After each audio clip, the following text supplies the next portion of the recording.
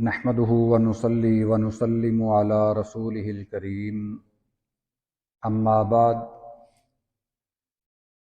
سیدنا ابو سعید الخدری رضی اللہ تعالی عنہ بیان کرتے ہیں کہ میں نے رسول اللہ صلی اللہ علیہ وسلم کو یہ فرماتے ہوئے سنا، خمس من عاملہن فی یوم، 5 عمل ایسے ہیں کہ جو شخص ایک دن میں انہیں کر لے، کتبہ اللہ من اہل الجنہ، ایسے بندے کو اللہ تعالیٰ اہل جنت کی فہرست میں لکھ دیتے ہیں۔ وہ 5 عمل کون سے ہیں؟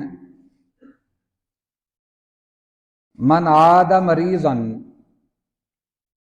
جو شخص کسی مریض کی بیمار پرسی کرتا ہے،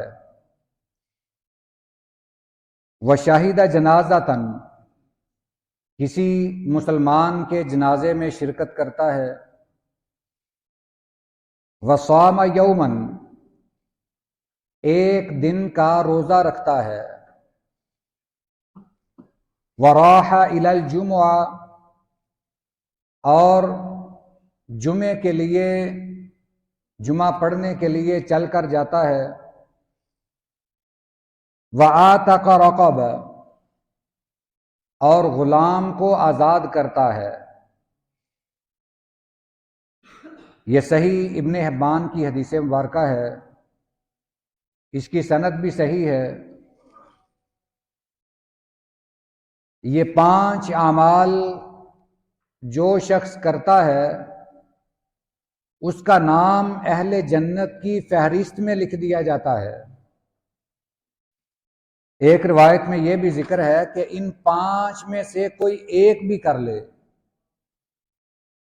تو اللہ اسے بھی اسی فضیلت سے نوازتے ہیں۔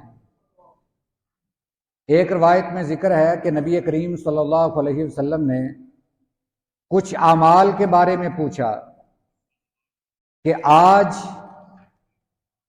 صدقہ کس نے کیا ہے؟ حضرت ابوبکر صدیق رضی اللہ تعالی عنہ نے عرض کی، اللہ کے رسول میں نے کیا ہے۔ پوچھا کہ آج روزہ کس نے رکھا ہے؟ پھر حضرت ابوبکر صدیق رضی اللہ تعالی عنہ نے عرض کی کہ اللہ کے رسول میں نے رکھا ہے۔ آپ نے پوچھا کہ جنازہ کس نے پڑھا ہے؟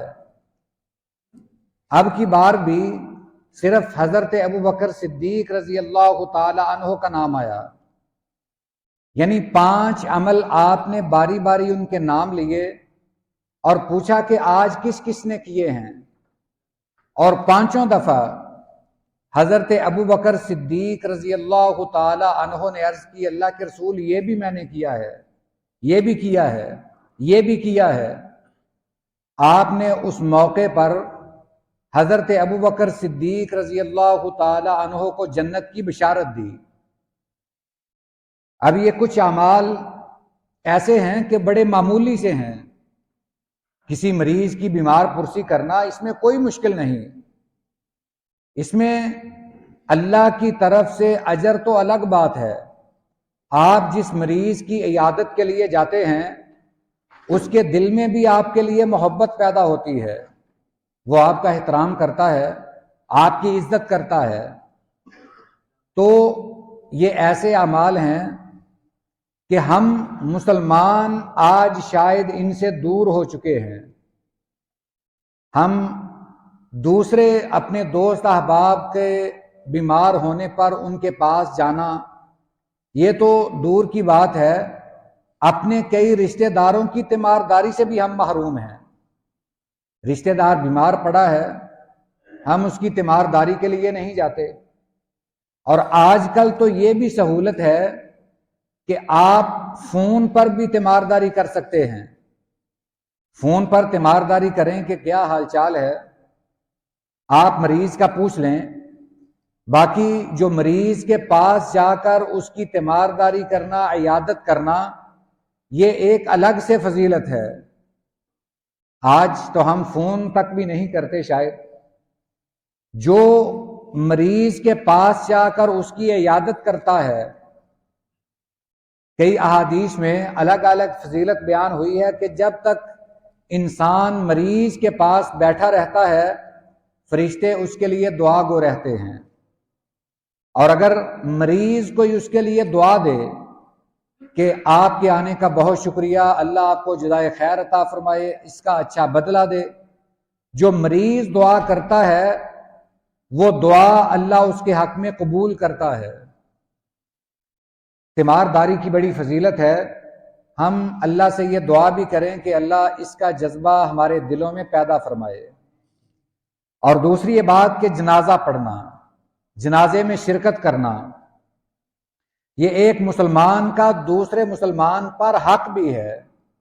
آپ نے جو حقوق بیان کیے ہیں کہ ایک مسلمان کے دوسرے مسلمان پر کیا حق ہیں، ان میں سے ایک جنازہ پڑھنا بھی ہے۔ ہم جنازہ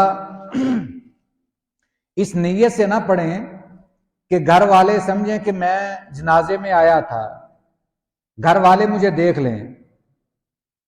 ہم جنازہ پڑھتے ہیں، اس کے بعد اہتمام کے ساتھ گھر والوں کو اس نیت سے ملتے ہیں تاکہ گھر والوں کو پتہ چل جائے کہ میں بھی آیا تھا۔ یہ جنازہ نہیں ہے۔ جنازہ یہ ہے کہ آپ میت کے لیے صدقے دل سے دعا کریں، اچھے طریقے سے سنت کے مطابق جنازہ پڑھیں اور دل جمی کے ساتھ اس کے لیے دعائیں کریں۔ یہ جنازے کا حق ہے۔ اسی طرح ایک دن کے روزے کا ذکر ہوا ہے۔ دوسری روایت میں یہاں جمعرات کا روزہ مراد ہے کہ جو شخص ہر جمعرات کا روزہ رکھتا ہے اس کے لیے یہ فضیلت ہے کہ اللہ اسے جنتیوں میں لکھ دیتا ہے۔ اور چوتھی بات کہ جو شخص جمعے کے لیے پیدل چل کر آتا ہے، یہ بھی بڑی فضیلت ہے۔ اور پانچویں چیز غلام آزاد کرنے کے متعلق ہے۔ اگرچہ آج کل غلام نہیں ہیں، مگر یہ چار باتیں جو پہلے گنی جا چکی ہیں ان پر تو ہم عمل کر سکتے ہیں۔ کسی مریض کی عیادت کر سکتے ہیں، ہم کسی جنازے میں شرکت کر سکتے ہیں۔ ان چیزوں کا ہمارے دلوں میں جذبہ پیدا ہونا چاہیے کہ ہم یہ عمل بڑھ چڑھ کر کریں تاکہ اللہ ہمارا نام بھی جنتیوں کی فہرست میں لکھ لے۔ اللہ ہمیں ایسا ہی بنا دے۔ وآخر دعوانا ان الحمد للہ رب العالمین۔